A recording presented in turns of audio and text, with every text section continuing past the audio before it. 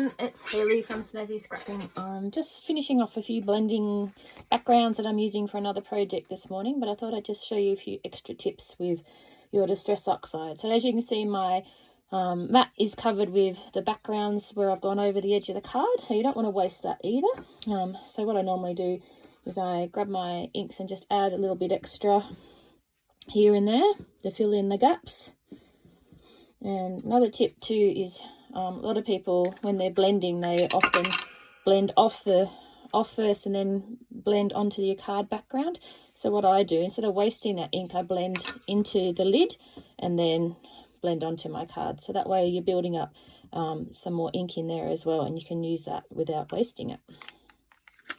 I'll just change over and put a few extras in.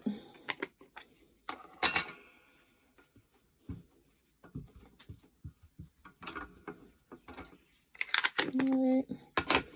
And go a bit more blue.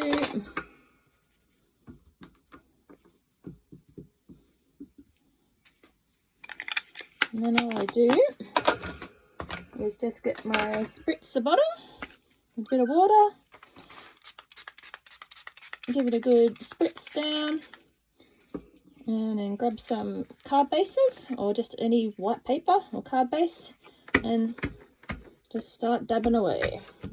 And what you get is some pretty backgrounds to use, so then you can sit those aside to dry and get your next one. I'm going to use that one.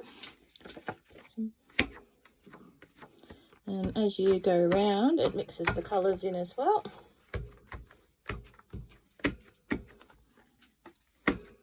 And then you can cut out a sentiment or add a bit of coloured paper to the bottom, and you've got yourself a quick and easy card. So that's a nice one I could use with my gum leaves or something. That's lots of natural colours in there. Of course, they're all different depending on what colours you're using with your Distress inks. You can always add more to the top as well once the bases are dried. And then that one's a very nice yellowy background, which I can use for your background for a sunset or something. You can go over the top of that, or just put a silhouette on top. So then clean up the base. And what I normally do is I keep all my cleanup cloths, or when I'm using them, and I sit them aside, and of course they dry out. And I normally just shove them in my drawer. So I've got a whole heap of dried out cloths in my drawer, because they also come in handy for cleaning your blending brushes. So you have a stash of them somewhere, and because they're nice and dry, you're not getting your brush that wet, but because they're got that fibre type of feel to them, they clean your brushes really well.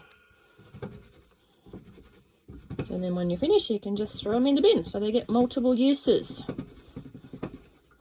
Do like a good bit of recycling.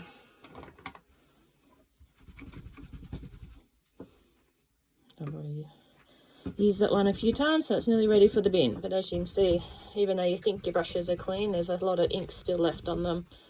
I'm going to keep them ready for next time. I also put a bit of washi tape around them on the colours that I use, so yellows, blues, so I use all my blue Distress inks with the blue one, pinks and reds and all that, so just put a colour on it. Some people also colour in the back, but I normally just stick a bit of washi tape the same colour, so I can grab them out, and I know that my yellow do use with my yellow Distress ink. Anyway, a few tips for the morning. Thanks everyone.